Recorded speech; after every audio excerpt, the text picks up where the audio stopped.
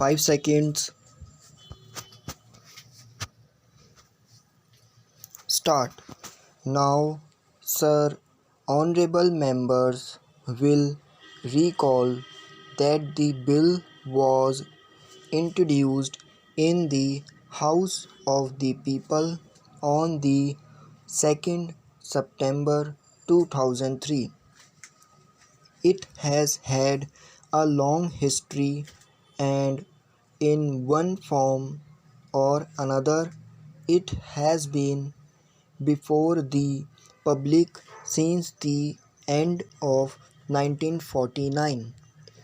In the statement of objects and reasons, the various stages through which the bill has passed since 1946 have been summarized, and I need not recapitulate on this occasion the circumstances in which the then Government of India took the decision in early 1946 to initiate an inquiry into the reform of our company law.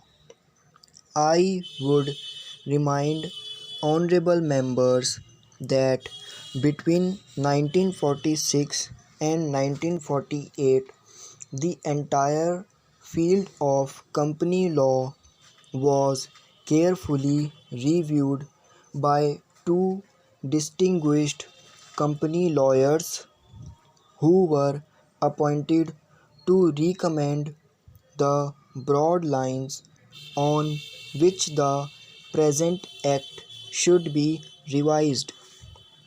Their recommendations were examined in the then Ministry of Commerce, and certain tentative departmental views which emerged were circulated in a comprehensive memorandum to all recognized trade and industrial associations, bar associations, the high courts, and the state governments.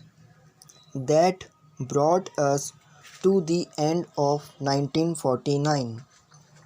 Many representations on this memorandum were duly received from chambers of commerce, trade and industrial associations, state governments, and the general public. At the end of 2000, the Government of India appointed a committee under the chairmanship of Shri Bhabha to go into the entire question of the revision of the Companies Act with particular reference to its bearing on the development of trade and industry in this country. This committee examined a large number of witnesses in many parts of the country and submitted its report in March 2002. This report again was circulated to all state governments, chambers of commerce, trade associations, high courts, and many other bodies.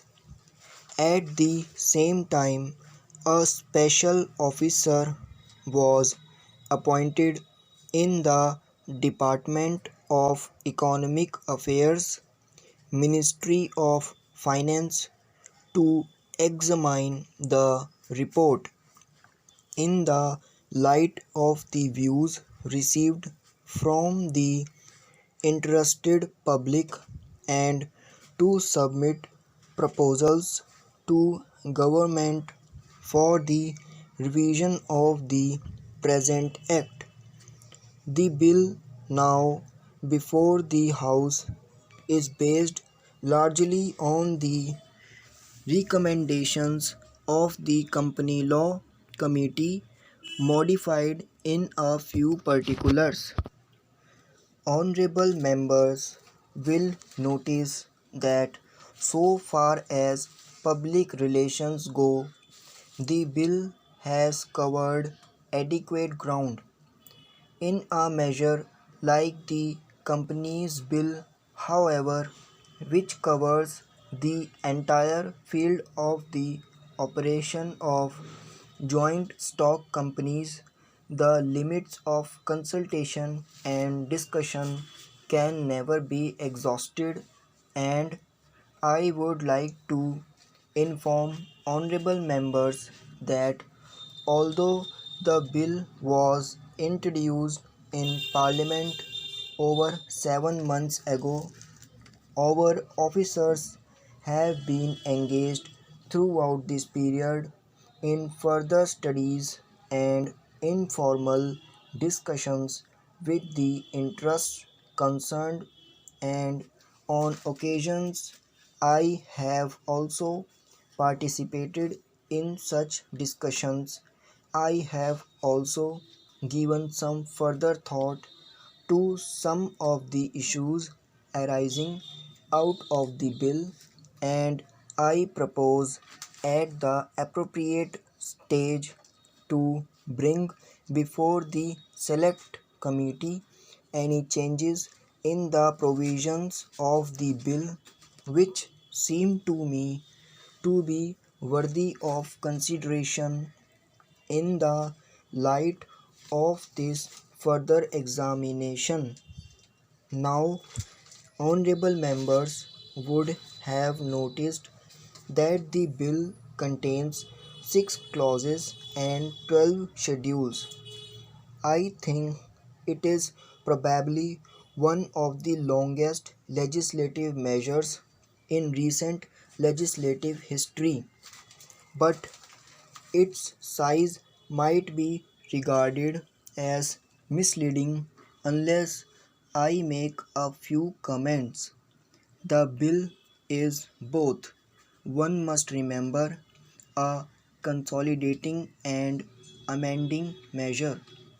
As mentioned in the statement of objects and reasons, this is the first opportunity which has occurred since 1923 for the consolidation of the Companies Act.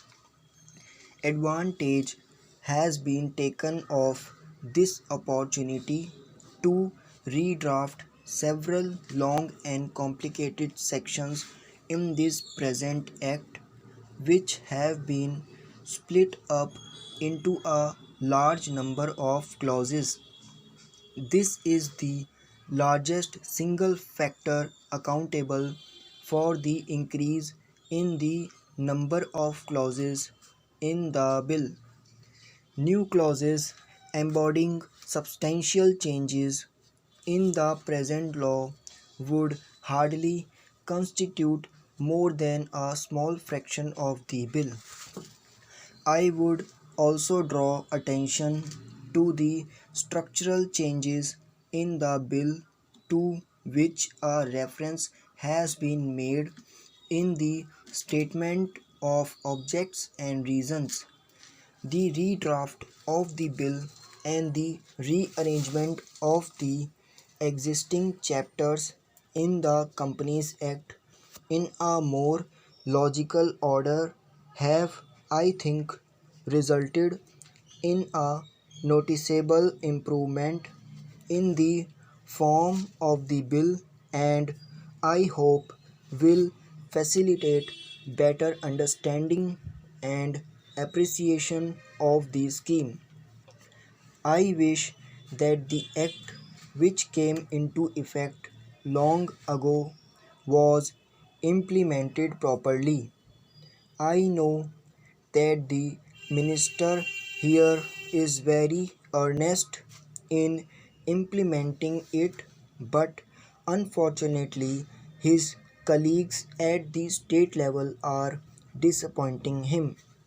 Unfortunately, no steps have been taken for trimming or toning up the administration at the state level and at the district level. They have to be taken immediately.